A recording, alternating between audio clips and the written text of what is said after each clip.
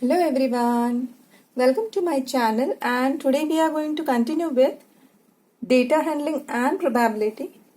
Exercise 16C we had completed before. So today we will start with new exercise, that is exercise 16D, which is based on probability. So what is probability? Probability is defined as the extent to which something may happen. Like probability word itself says, it may happen, not guaranteed, but it may happen. For example, here you can see, if you have 1 rupee coin and it is tossed, what we will get? We get either a head or tail. Okay? So we cannot get both, isn't it? You will get either head or tail. Here tossing a coin is called the trial, and the two possibilities of getting head or tail are called outcomes. So what is probability? Probability of an outcome is equal to number of times the outcome occurs upon total number of times the experiment is repeated. That means if the coin is tossed once, then the probability of getting head or tail is once, isn't it? But if it is tossed again and again, repeated times, so the probability of an outcome will depend upon the number of times the outcome occurs upon the total number of times the experiment is repeated. Probability, data handling will be there for next year, that is 8th, 9th and 10th standard as well. First, exercise 16D, first question. Classify the following into certain to happen, impossible, and may or may not happen. Okay? Certain to happen, impossible, may or may not happen. अभी उन्होंने situations दिए हैं. A, team A will win the football match today. तो इसमें क्या है? Certain to happen, ऐसा तो नहीं है कि वो win ही होगा टीम A. Impossible भी नहीं है, क्योंकि अगर टीम A strong है टीम B से, of course it will win. So the third option, that is may or may not happen. तो ये होगा कि it may win or may not win. तो may or may not happen is the answer. Next, the month of February falling after January. तो हमें मालूम है कि order of the months January है, February है, March है, तो वो change नहीं हो सकता है, isn't it? The month of February falling after January. तो जनवरी के बाद तो फरवरी ही आएगा, isn't it? तो उसमें तो certain to happen ही है, impossible तो नहीं है, और may not ऐसा कुछ भी नहीं, तो it will happen. That means certain to happen. Answer होगा certain to happen. Next question is, as the length of the side of a square increases, its perimeter also increases. Okay, we know that side of a square, what is a perimeter? Perimeter is nothing but sum of all the sides, isn't it? तो अगर side increase किया तो perimeter तो increase होना ही है. अगर side increase किया तो perimeter वैसे का वैसा तो हो ही नहीं सकता. तो इसका मतलब ये है, as the side of the square increases, the perimeter also increases. This is certain to happen. Impossible तो है ही नहीं, और may not भी नहीं है यहाँ. Next, water will flow from lower area to higher area without any external force. Lower area to higher area, water कैसे flow होगा? Lower area से higher area ऐसा होता है क्या without any external force? ऐसा तो हो ही नहीं सकता है, isn't it? That means it is impossible. तो ये situation तो है impossible, ऐसा हो ही नहीं सकता है. अगर एक्सटर्नल फोर्स लगाया तो हो सकता है, पर नहीं, अगर external without any external force तो ये इम्पॉसिबल है. क्या है? Answer will be impossible. E है, a bike without fuel will run for 100 kilometres. कैसे होगा? विदाउट फ्यूल कोई बाइक रन होती है क्या? फ्यूल तो चाहिए ही. Therefore answer is impossible.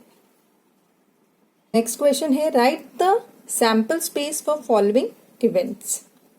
Okay, tossing two coins simultaneous.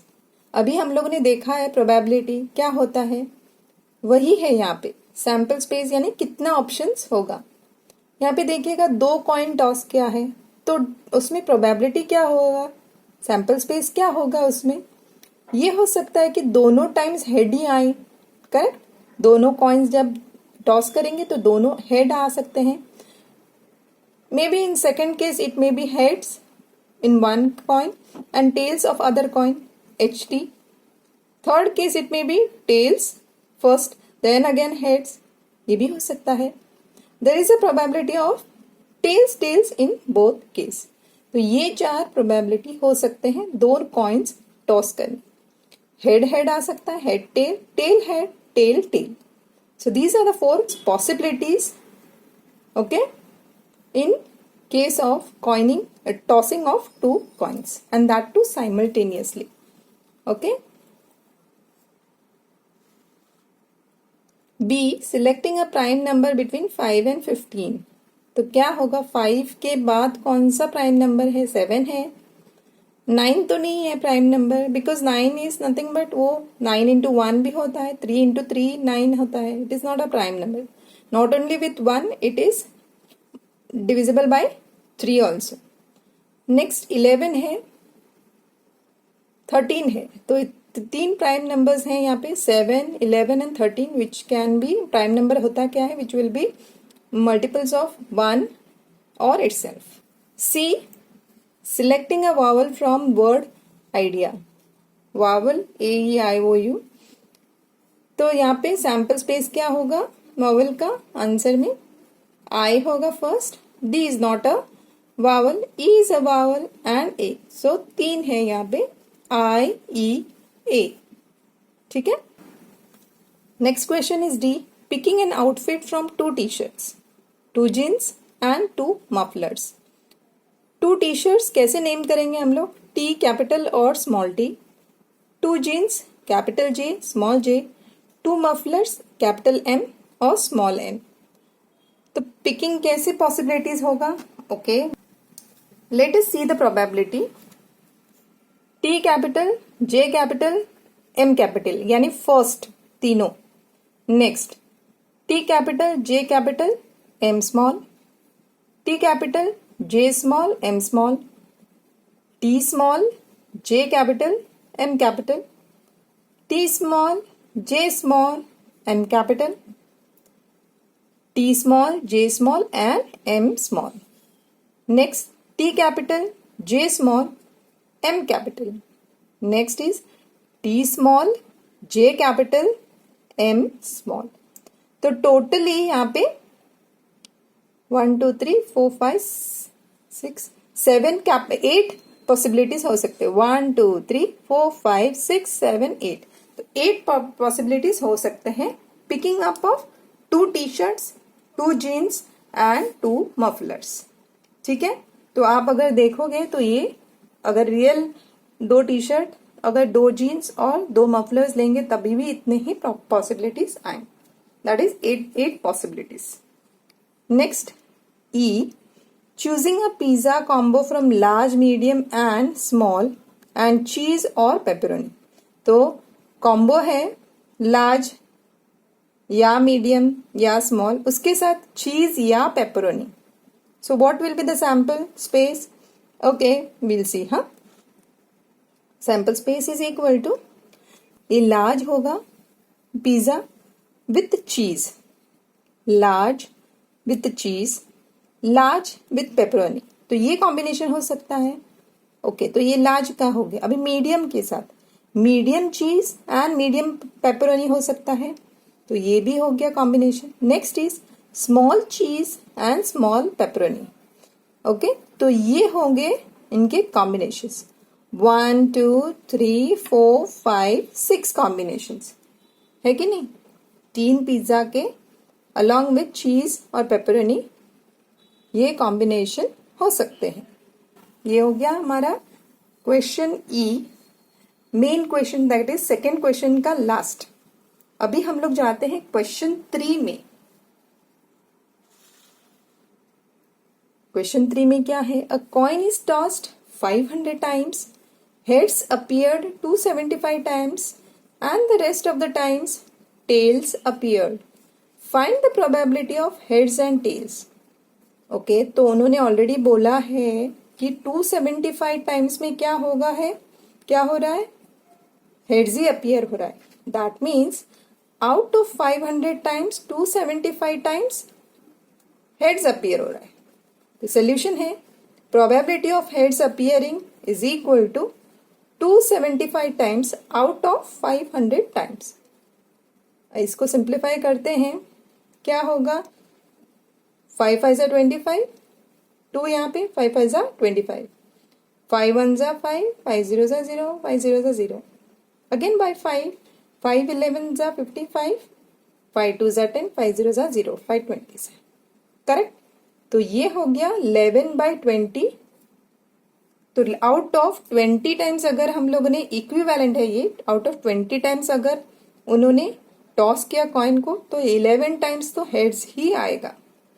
क्या होगा, out of 20 times 11 times heads आएगा. जैसे 500 टाइम्स अगर टॉस किया तो 275 टाइम्स हेड्स आता है.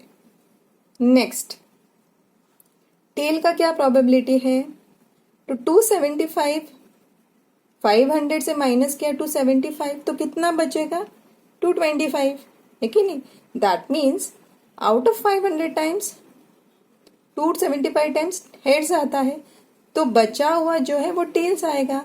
दैट मीन्स 225 टाइम्स जो है 500 माइनस 275 इज 225, तो 225 टाइम्स तो टेल्स ही आया होगा. Therefore P of t, that is probability of t, is equal to 225 upon 500. 5 है कि नहीं, 500.